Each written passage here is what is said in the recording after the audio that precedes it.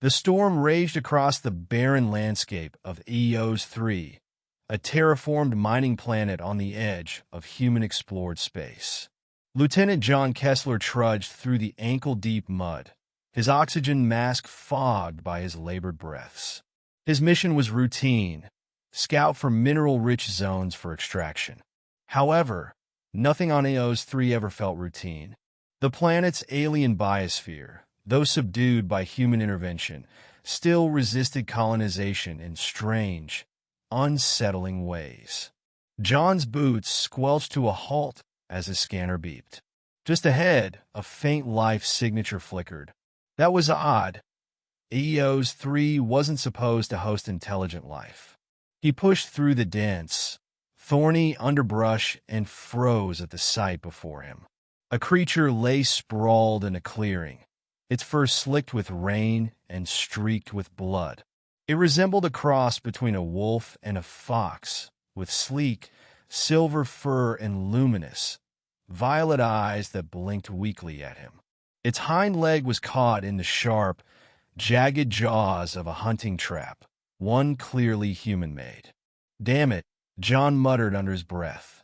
He knelt beside the creature, his scanner confirming its vitals were fading. Its gaze locked onto his, pleading but wary.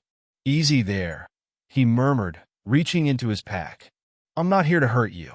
The creature whimpered as he pried open the trap, its leg trembling with pain. Once freed, it struggled to stand, collapsing into the mud. John hesitated. Protocol demanded he leave alien fauna alone. This wasn't his responsibility. But something about those eyes, intelligent, almost knowing, drove him to act. He wrapped the creature in his thermal blanket and hoisted it into his arms, its fragile body surprisingly light. Back at his outpost, John tended to the creature's wounds. It didn't resist, watching him intently as he applied a coagulant spray and bandaged its leg. "You're not just an animal, are you?" he mused aloud. The creature tilted its head, as though understanding. Hours passed. As the storm outside subsided, John dozed off in his chair, exhaustion overtaking him. When he woke, the creature was gone. Or so he thought. A soft, melodic voice startled him. "Thank you, human." John jerked upright, hand reaching instinctively for his sidearm. Standing before him was not the wounded animal, but a figure of ethereal beauty. Her silver hair shimmered like moonlight, cascading down her back. Violet eyes, the same ones that had stared at him in the forest, glowed softly. Her skin was pale and luminescent, marked with faint, intricate patterns that pulsed faintly with each breath. What are you?" John stammered, lowering his weapon. "I am Lirian," she said, her voice carrying a musical quality. "My people are the original inhabitants of this planet, though we have hidden ourselves for centuries. The trap you freed me from was not meant for me, but for our kind. Humans have hunted us, believing us to be mere animals."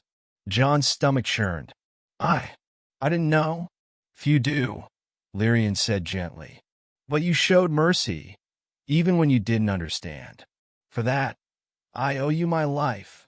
Over the next few days, Lyrian explained her people's plight. The Lyrithians, as they called themselves, were a reclusive species capable of shifting between humanoid and animal forms. The terraforming of Aeos III had forced them into hiding, and human miners had unknowingly encroached on their sacred lands. "I didn't join the Corps to wipe out civilizations," John said one night as they sat by a small fire. "There has to be a way to coexist." "Perhaps there is," Lyrian said, her eyes reflecting the flames. "But it will require courage and trust." John resolved to help. Using his position as a surveyor, he began feeding false data to the mining corporation, redirecting operations away from Lyrithian territories. He also smuggled supplies to Lyrian's people, who gradually began to trust him. In return, The Lyrithians shared their knowledge of Aeos III's unique ecosystem, offering sustainable alternatives to strip mining.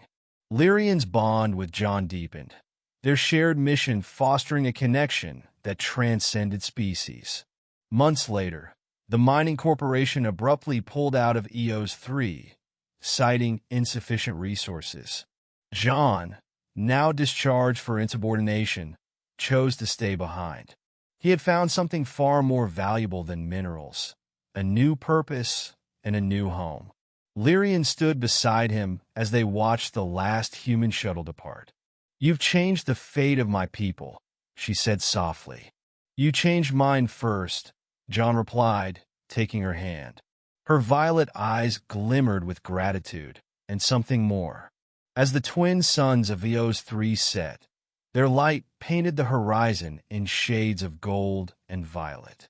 Together, human and alien faced the future, united by the mercy of a single, fateful act.